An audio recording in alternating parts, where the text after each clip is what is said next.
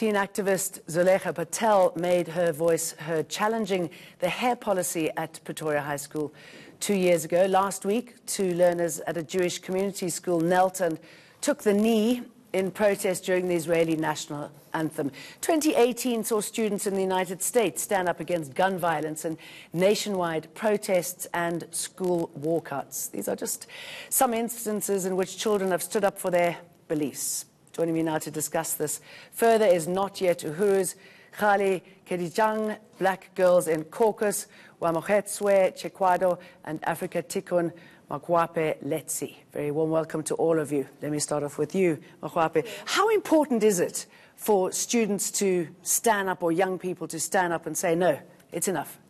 I mean, it's very important.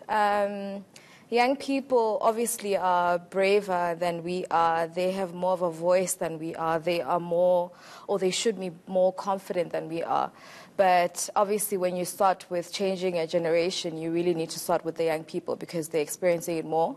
I was just reading yesterday's child gauge now, and it just shows that the state of the child, we still have a lot of work to do.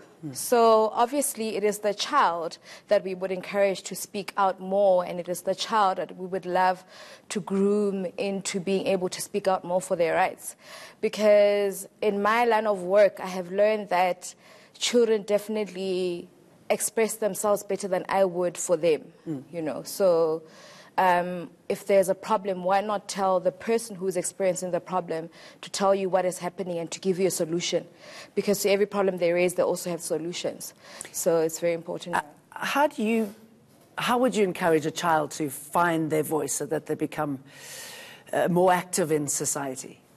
Okay, well, I'm speaking from a high school student's perspective. So I personally is for activism in high school, mainly because, as she said, young people are the only people who are able to express their feelings more, because we are the people going through more problems. And, I mean, your question was how important activism is in high school, if I'm not mistaken. Activism actually is the most important thing in high school, because this is where us as young people experience different challenges, and in those challenges we are able to relate to all the people, and because we experience them more than those that have experienced them in the past, we are able to come with possible solutions of how we can solve all these issues that we face as young people, particularly speaking about bullying and not being able to have access to sanitary pads as girls. So we experience bullying in very difficult ways in high school, and it's very difficult to approach someone older to be like, hey, I'm bullied at school and this is the problem. It's easier actually if we talk together as peers to sort things out together and be like, okay, this is the issue and this is our solution to it. And how much support is there amongst your peers at school? I mean, do you think is it something that people relish? Is it something that people want to do? Is it a natural thing? I don't think people really care about bullying in high schools because they don't experience not bullying, it. but about being an activist, about speaking out, about making a stand. Particularly in my school, people don't really, I wouldn't say care about it, but they don't really take it seriously. So we have 2 branches as Black Girls in Caucus, in Forentu High School as well as in Fort High School. So I feel like Fort High School is the school that takes it more serious because they have a group already. They are called the Youth of the South. And for me, particularly in Forentu High School, I'd love for people to take activism more seriously so that we as young people could talk to each other, form groups and be like, okay, this is the issue as young people we face, so this is our solution to it. So for me, I'd like to bring activism in high schools because of solving problems, particularly talking about bullying in high schools. Is that where it should start? I mean, you said obviously you can start from a much earlier age, but to make people become aware? I think it starts in the family. With any kind of leadership training that you do, it must start in the foundations of the family. And what we have to do is build a culture of active citizens amongst the families in high school. I think there's a lot that we can do with the life orientation curriculum in high schools to make sure that when children leave institutions of learning, they're capable and confident enough that their voice counts. In the political political spaces, wherever that they are, that my voice counts, and this is how I make it count, because we can be educated about or told that our voice counts, but we're not given the proper tools to actually advocate for social change. And I think this is a big part of Not Yet Uhuru. We are a multimedia content hub that's giving young women between the ages of 18 and 35 a voice. We understand that on the African population, we are the biggest population. We're the biggest group of people. So the elections are coming. On Not Yet Uhuru, there will be an election watch. And what we're saying is that you must account for the population. You must account for the majority of people, because what we're seeing, one of the aims of Not Yet Uhuru is to build a social digital movement and also push the country towards gender equality. Okay. Yes. I'm going to bring in quite an important activist, Potala, who stood up against her school and her teachers who discriminated against students and their hairstyles. In your natural form, it's not accepted. It's called dirty hair, or you're told to, if you have dreads, you're told to undo your dirty braids, or girls are manhandled by teachers, and they're told if they don't cut their hair or they don't relax their hair, and they will have to get expelled or find themselves another school. I knew in my mind, I was prepared for this, I was fighting for every black child in this country, because it's time our endless cries have to be heard.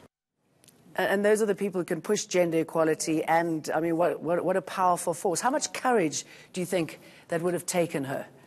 A lot. For the fact that she was prepared to stand against her teachers and willing to take the risk of being expelled from school or suspended, and her reputation is not being at stake, says a lot about her. I mean, also recently we had those students taking the knee when the Israeli anthem was being played. I mean, same sort of thing. When you know that you're going to get punished, you really have to believe in what you're doing, right? Yeah, and I just love what we said earlier on that, for example, we work with children from a very young age. We call them from cradle to career, so from the age of 3 up until the age of 30.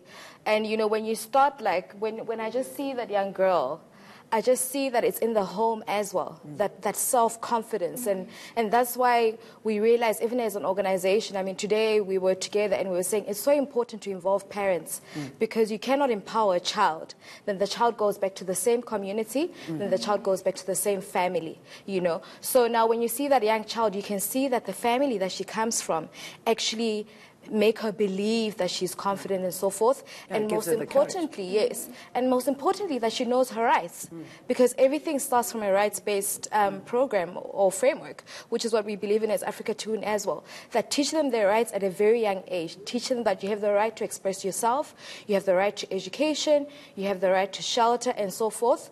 But most importantly, especially when it comes to such platforms, teach them that there's their responsibilities as well, that this right comes with certain responsibilities. Now, this is another incredible lady. 2003 education activist Malala Yousafzai spoke at the first ever youth takeover of the UN. Now, it was her first public speech after she was attacked brutally by the Taliban in Pakistan, who went out after her because of her support for education. And she spoke about the importance of education. Let us pick up. Let us pick up our books and our pens. They are our most powerful weapons. Wow, I mean, what an extraordinary woman. The fear, the dangers that she went through. But you can just see the impact of what she did. She used her voice. Yeah. And that's what we're advocating for.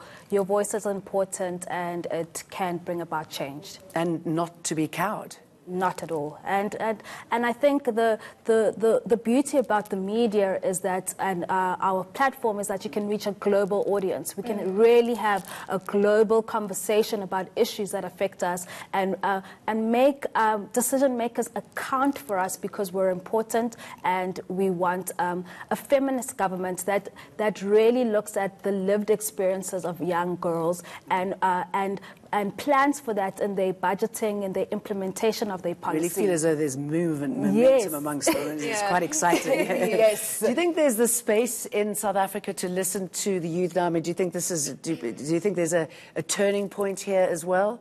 I mean, is the conversation with the older generation a healthy one now? I do think that we are much better off than we were a few years ago. But obviously, we are not there yet. Like she said, it's not yet uhuru. And the best solution is for us to also engage our elders more. You would be surprised at how many of our elders don't even know their rights as well because of where they come from, So, for example, we do a child protection policy training for children, and this year we realized we need to do that for the parents as well, to say to them, these are a child's rights, because we underestimate it, but maybe they do not have that kind of information. So I just believe that as long as we equip them with that knowledge and information, definitely they will come on board. It's just a matter of changing certain perceptions and attitudes. Well, amazing work you three women are doing, and I guess the thing is just to never be silent. Magwape Letsia, Khali Kedijang, Motsekre Kidjado. Sorry, I've got your surname wrong there. Kitwado, sorry about that. That's our show for tonight. News is next.